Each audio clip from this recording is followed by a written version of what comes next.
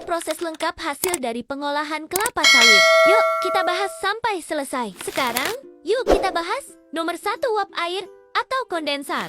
Selayaknya buah tanaman pada umumnya, TBS juga memiliki kandungan air. Selama proses sterilisasi atau perebusan, pengukusan maksudnya, TBS akan diinjeksi dengan steam atau uap bersuhu 130 sampai 140 derajat Celcius dengan tekanan mencapai 3 bar. Panas ini sangat cepat menguapkan air yang ada pada buah yang notabene titik didihnya adalah 100 derajat Celcius. Itulah mengapa setelah proses sterilisasi tandan akan semakin menyusut dan bobotnya berkurang. Buah mengkerut bahkan merekah seperti bibir orang yang dehidrasi atau kekurangan air. Air yang teruapkan dari TBS ini akan menyatu dengan steam yang diinjeksikan ke dalam proses dan dikeluarkan. Sebagian dalam bentuk uap dan sebagian lagi dalam bentuk kondensat.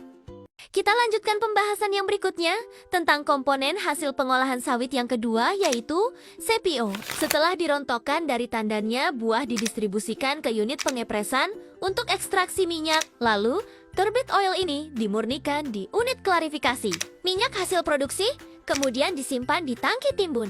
Distribusi minyak kelapa sawit ke industri hilir menggunakan truk CPO atau juga kapal tanker. Industri hilir CPO dikelompokkan menjadi dua, yaitu produk oleo pangan seperti minyak goreng, margarin, dan lain sebagainya. Yang berikutnya adalah produk oleo kimia seperti biodiesel, asam stearat, gliserin, dan lain-lain. Ada ratusan produk yang dihasilkan dari sawit, namun kamu jarang menjumpainya karena hanya sedikit yang menjadi produk siap pakai seperti minyak goreng atau margarin. Kebanyakan hasil olahan CPO adalah produk setengah jadi, yaitu berupa bahan kimia untuk bahan baku industri lainnya seperti gliserin, stearic acid, sodium lauryl sulfat, lauric acid, palmitic acid, dan juga isopropyl miristat yang ada dalam kosmetikmu, bakteri yang ada dalam coklat, dan pengemulsi yang ada dalam permen yang kamu makan, propylene glycol yang ada dalam tinta yang kamu pakai. Ada juga fatty acid, metal aster, dan metal aster sulfonat yang semakin marak digunakan dalam pengoboran minyak bumi karena lebih ramah lingkungan, dan masih banyak lagi produk-produk yang dihasilkan dari sawit, dan kita nggak akan cukup waktu untuk membahasnya di sini. Harga produk oleochemical ini sangat jauh lebih mahal dibandingkan harga minyak goreng. Gimana negara kita keren dan kaya, bukan? Tapi, sudahlah. Nantikan video selanjutnya, kita akan bahas yang nomor 3, yaitu tandan kosong. Ada yang diperas di pabrik, dan ada yang diaplikasikan ke kebun untuk jadi pupuk. Yuk kita lanjut bahas nomor 3, tandan kosong. Setelah buah kelapa sawit diproses, apa yang terjadi dengan tandan kosongnya? Ini dia yang disebut tandan kosong atau AFB empty fruit bunch. Sekilas terlihat seperti limbah, tapi sebenarnya ini aset yang sangat berharga. Di pabrik kelapa sawit, tandan kosong tidak langsung dibuang. Ada yang masuk ke proses bunch press. Di sini, tandan kosong diperas kembali untuk mengambil sisa minyak yang masih tertinggal. Karena faktanya, walaupun sudah melalui proses utama, masih ada sedikit minyak yang bisa dimanfaatkan lagi.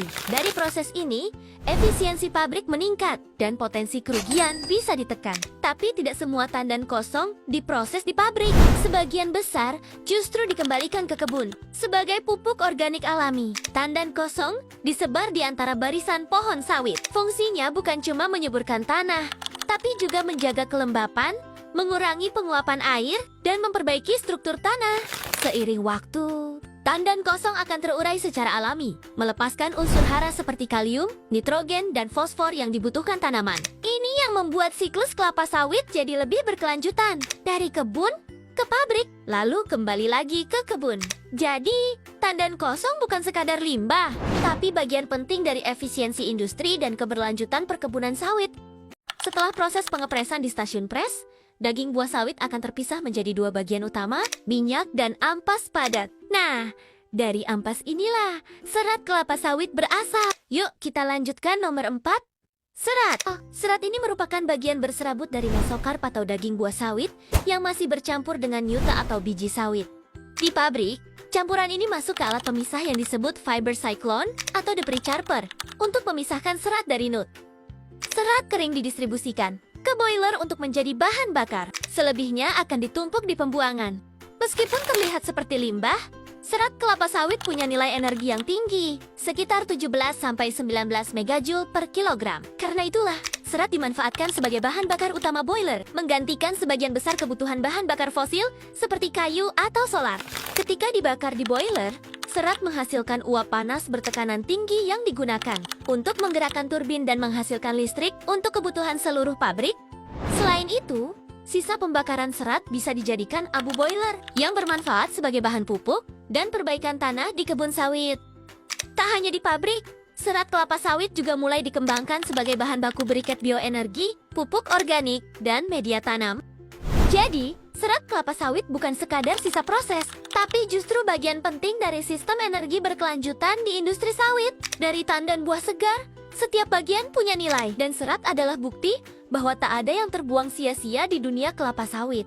Selanjutnya, kita akan bahas nomor 5, cangkang sawit.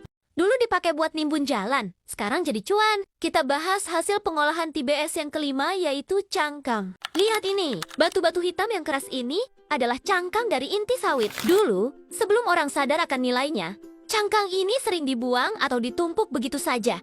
Tapi sekarang, dia adalah emas hitam yang baru. Lalu, apa sih kehebatan cangkang yang keras dan hitam ini? Ini dia 3 keunggulan utamanya. Pertama, nilai kalori yang tinggi. Cangkang sawit punya nilai kalori pembakaran yang sangat tinggi, setara dengan batu bara muda.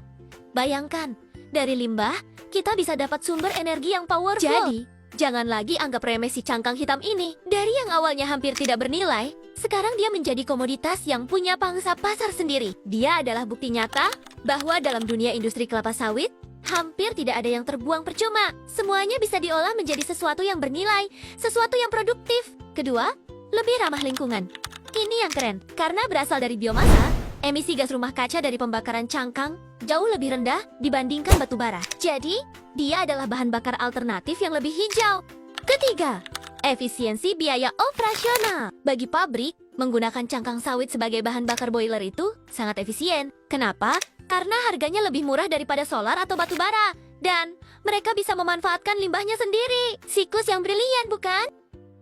Lalu, di mana saja sih aplikasinya? Selain untuk memanaskan boiler di pabrik kelapa sawit sendiri, cangkang sawit ini juga diekspor loh. Dia digunakan sebagai bahan bakar pembangkit listrik, pabrik semen, dan industri lainnya yang membutuhkan panas tinggi.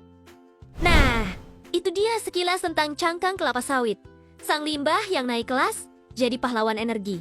Dari jadi minyak sampai jadi ampas pun sangat berharga. Yuk kita lanjut. Yang keenam, kernal. Apa sih sebenarnya kernal itu? Gampangnya, kernal adalah biji yang ada di dalam buah kelapa sawit, terlindungi oleh cangkang keras tempurung. Meskipun ukurannya kecil, manfaatnya luar biasa besar. Setelah melewati proses panjang di pabrik kelapa sawit, si kernal ini dipisahkan dari daging buah yang jadi CPO. Lalu dari cangkangnya, warnanya putih kekuningan. Dan dia akan diproses lagi menjadi produk emas berikutnya, palm kernel oil atau PKO, alias minyak inti sawit. Proses pengolahannya mirip dengan pengolahan daging buah, tapi ini khusus untuk bijinya. Kernel akan dikeringkan, dihancurkan, dan diekstraksi menggunakan mesin pres untuk mengeluarkan minyaknya. Hasilnya adalah palm kernel oil PKO. Penting untuk dicatat, PKO ini berbeda loh dengan CPO minyak sawit mentah yang dari daging buah. PKO punya komposisi asam lemak yang unik. Lebih banyak asam lemak rantai pendek, seperti asam laurat, yang membuatnya sangat serbaguna. Lalu, PKO ini jadi apa?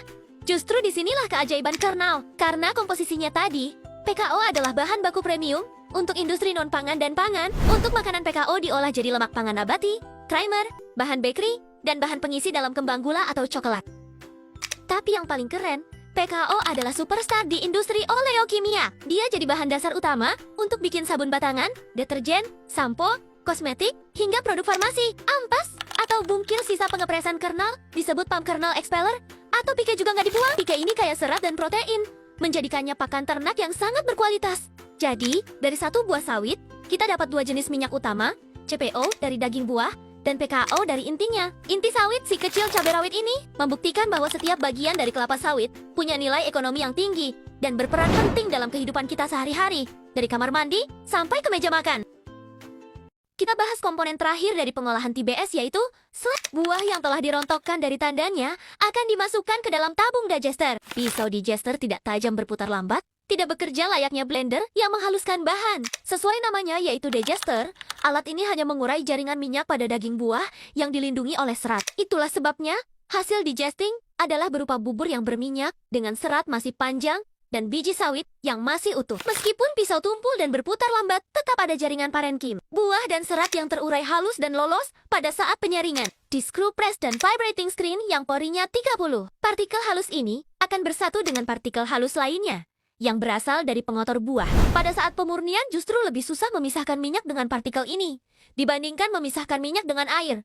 Partikel ini berada di antara lapisan minyak dan lapisan air, sehingga diberi nama nut. Pada sebagian pabrik, partikel halus ini akan dikeluarkan di unit klarifikasi dengan bantuan alat dekanter, dan bubur partikel tersebut diberi nama solid. Sedangkan yang tidak punya dekanter partikel ini akan terbawa terus sampai ke kolam limbah dan menjadi endapan. Ada yang memanfaatkan solid untuk pakan ternak, dan ada juga yang menjadikannya sebagai bahan organik pada tanah. Solid ini memiliki tekstur yang lebih lembut dari adonan kue dan memiliki aroma yang khas. Sludge atau solid yang terdapat dalam limbah cair dimanfaatkan lewat land application dengan cara memompakan limbah cair ke kebun dan mengendapkan sludge di kolam-kolam yang telah disediakan. Ada juga yang memanfaatkan sludge untuk kompos dan limbah cairnya difermentasi untuk menghasilkan biogas yang dijadikan sebagai bahan bakar untuk genset dan menghasilkan listrik.